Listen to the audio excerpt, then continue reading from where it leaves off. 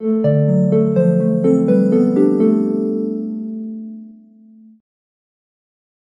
And welcome to the world wide post. दोस्तों, ये news आग की तरह ना पूरे इंडिया में स्प्रेड हो चुकी है। इनफैक्ट मुझे इंडिया ही नहीं, आग की तरह वर्ल्ड में स्प्रेड हो चुकी है, ये कहना चाहिए। नेशनल मीडिया के साथ साथ इंटरनेशनल मीडिया भी इसे लगातार कवर कर रहा है, चला रहा है। सुप्रीम कोर्ट की फटकार के बाद फाइनली एसबीआई ने बॉन्ड इन्फॉर्मेशन को पब्लिक कर दिया है। तो चलिए पता करते हैं कि किस किस पार्टी को कितना फंड मिला है बॉन्ड से। यहाँ पर आप देख सकते हैं, सबसे पहले जो आपको डाउट था ना, वही पार्टी है। फर्स्ट पे आपको बीजेपी देखने को मिलेगा, जिसको 6061 करोड़ मिले हैं बॉन्ड के जरिए। सेकंड पे कांग्रेस नहीं है, वो वेस्ट बंगाल की ममता बनर्जी की party all India Trinamool Congress है। हालांकि कांग्रेस नेशनल पार्टी है, लेकिन टीएमसी सेकंड पर हमें देखने को मिलेगा विथ 1610 करोड़। थर्ड पे आता है Indian national Congress with 1422 crore. Fourth पे आता है तेलंगाना की पार्टी भारतीय राष्ट्र समिति, पहले इसका नाम टीआरएस था, तेलंगाना राष्ट्र समिति, अब यह बदलकर बीआरएस हो चुका है, विथ 1215 करोड़। लेकिन अगर आप टॉप 4 को ध्यान से देखोगे ना, टॉप ये नंबर्स आपको 1000 के अबव ही देखने को मिलेगा। यानी ऑल ओवर इंडिया में ये 4 पार्टीज के पास 1000 करोड़ के ऊपर पैसा मौजूद है पार्टी चलाने के लिए। वही जनता दल के पास 44 करोड़ है, आम आदमी पार्टी के पास 65 करोड़ है, राष्ट्रीय जनता दल के पास 73 करोड़ है, शिवसेना के पास 158 करोड़ है, और वही आंध्र प्रदेश से वाईएसआर कांग्रेस पार्टी के पास 337 करोड़ है, और तेलुगु देशम पार्टी जो चंद्रबाबू नायडू की पार्टी है, इनके पास 219 करोड़ है।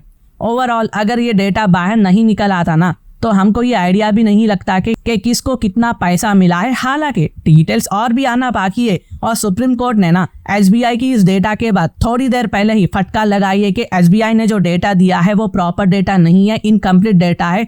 बहुत सारा जो डेटा है अभी के लिए पेंडिंग है। तो देखना होगा कि सुप्रीम कोर्ट आगे क्या करेगा, और भी डेटा सुप्रीम कोर्ट कब तक मांगेगा, ये तो देखने वाली बात है। तो खैर कुल मिलाकर ये पूरे पार्टीज के पास 12,155 करोड़ का पैसा आया है अप्रैल 2019 से जनवरी 2024 तक इन पॉलिटिकल पार्टीज को मिला है। लेकिन इलेक्टोरल बॉन्ड तो ना 2018 से ही इम्प्लीमेंट हुआ है, और हमें जो डेटा मिला है वो 2019 से मिला है।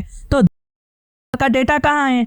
वो भी तो डेटा रहना चाहिए ना, वो डेटा क्यों शो नहीं हुआ है? देखिए 2018 का जो डेटा है एसबीआई ने वो सुप्रीम कोर्ट को दे दिया है, और बहुत ही जल्द सुप्रीम कोर्ट इलेक्शन कमीशन को देकर पब्लिक करा देगा। और अगर आपको कंप्लीट इन्फॉर्मेशन चाहिए ना, तो आप एनवीएसपी की वेबसाइट पर आ जाइए। यहाँ पर आपको एक लिंक मिलेगा, यहाँ पर क्लिक करिए, आप एक इलेक्शन कमीशन के वेबसाइट पर आ जाओगे। सीधा मेन्यू पे आ जाइए। यहाँ हम देख सकते हैं पॉलिटिकल पार्टीज हैश कैंडिडेट्स के सेक्शन, उसके नीचे डिस्क्लोजर ऑफ इलेक्टोरल बॉन्ड्स देखने को मिलेगा। अगर यहाँ पर आप आ जाओगे ना, तो आपको 2 सेक्शंस देखने को मिलेंगे। इसी ने इसको लेकर पार्टिकुलरली 2 सेक्शन बनाया है। याद रखिए पार्ट 2 में आपको किन किन कंपनीज ने कितना कितना बॉन्ड परचेज किया है वो देखने को मिलेगा। लेकिन याद रखिए, ये कंपनीज ने बॉन्ड तो परचेज किया है पॉलिटिकल पार्टी के लिए, चाहे वो 1 लाख का हो या 10 लाख का हो या 1 करोड़ का क्यों ना हो। अभी के लिए यही अमाउंट का जो है इन्फॉर्मेशन रिलीज किया गया है। लेकिन इसमें ना ये नहीं बताया गया है कि किन किन कंपनीज ने कितने कितने बॉन्ड अमाउंट को किस किस पार्टी के लिए डोनेट किया गया है। ये अभी के लिए रिलीज नहीं किया गया है, ये अभी के लिए अवेलेबल नहीं है। इसलिए एसबीआई कह रहा था कि उन्हें 3 महीने का टाइम चाहिए, लेकिन सुप्रीम कोर्ट ने फाइनल कह दिया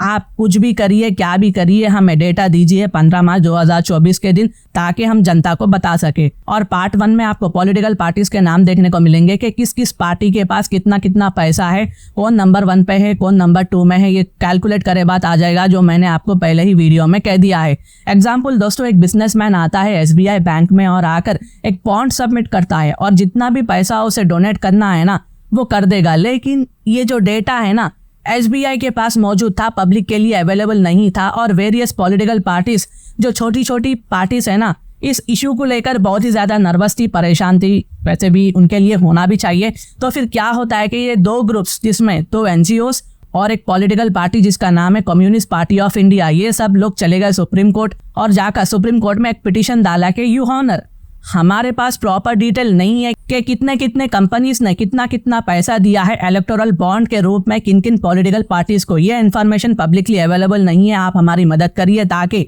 इस इन्फॉर्मेशन को पब्लिक को दिया जा सके, ताकि राइट टू इन्फॉर्मेशन है ना।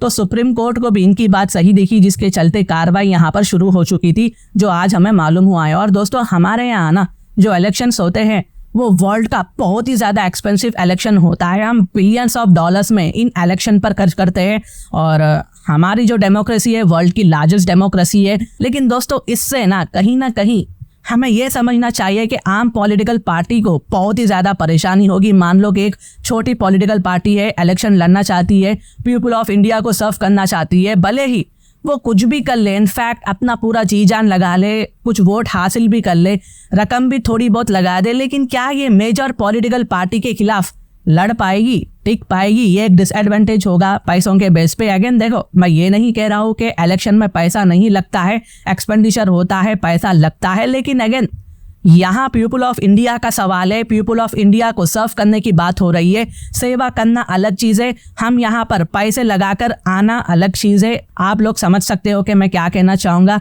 कहीं ना कहीं न्यू पॉलिटिकल पार्टीज को इसकी वजह से आइडेंटिटी नहीं मिल पा रही है, तो हमें यहाँ पर प्रॉपर पॉलिसीज को डेवलप करना चाहिए ताकि सब क्रिस्टल क्लियर ट्रांसपेरेंट रखा जाए और न्यू पॉलिटिकल पार्टीज को आने के लिए, इलेक्शन लड़ने के लिए भी अपॉर्चुनिटी मिलनी चाहिए। और वीडियो को देखकर आपको क्या लगता है, आप अपने व्यूज़ को, एक्सप्रेशंस को कमेंट करें, मैं उसको हार्ट दे दूंगा। और अगर मेरी वीडियो इन्फॉर्मेटिव दिखे तो इंटरनेशनल अफेयर्स के लिए आप मेरे चैनल को सब्सक्राइब कर सकते हैं। Thank you for watching, thank you for hearing and I always say God bless you all.